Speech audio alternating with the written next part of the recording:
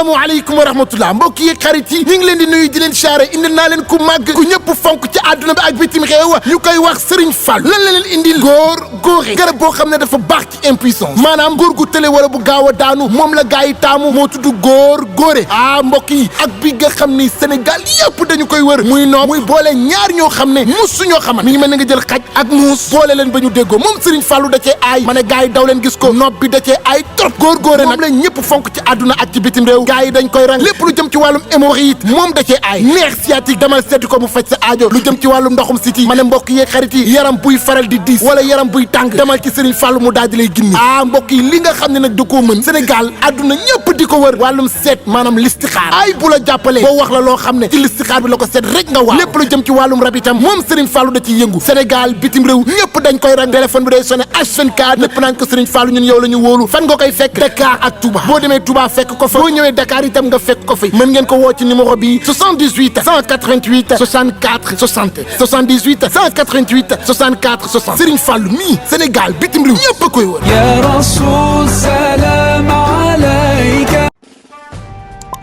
5M TV Sénégal seen YouTube bu am solo abonné bul ci 5M TV Sénégal ndax ngay am ay vidéo yu am solo. amati mbégteeg bànneex di ànd ak yéen ñu tàmm tànn ñu duñu teewlu ci 5M TV Sénégal jërë ngeen jëf.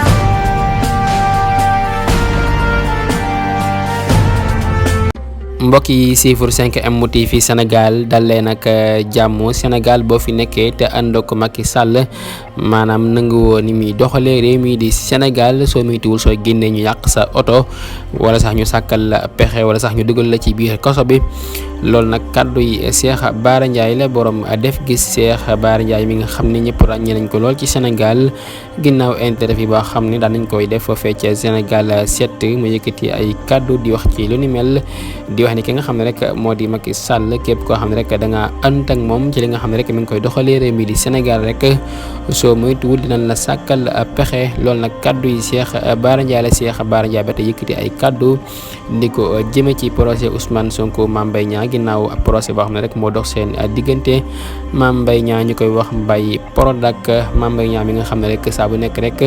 ñu ngay wax ci ay mbiram ginnaaw procès boo xam ne rek moo dox ci digganteem ak ki nga xam ne rek moo di Ousmane Sonko mu di rek coowal 29 milliards yi ginnaaw biñ leen wooloo woon rek le 16 février bi ñu weesu ñu renvoyé la nga xam ne rek moo di procès bi bala ci xew ca ñu wooluwaat leen le 16 mars bi ni jëm 2023 ñu leeral la nga xam ne rek moo dox ci diggante Mame Mbaye Niang ak ki nga xam ne rek moo di Ousmane Sonko mu di 29 milliards yi nga xam ne Ousmane Sonko daan na joxañ baaraamu tuuma ka nga xam ne rek moo di Mame Mbaye Niang ka nga xam ne rek moo di Cheikh Bara Ndiaye nag yëkkati ay kaddu di leeral ci diggante ka nga xam ne rek moo di Ousmane Sonko ak ki nga xam ne rek moo di Mame Mbaye Niang ci dossier bi nga xam ne rek moo dox seen diggante ki nga xam ne rek moo di Cheikh Bara Ndiaye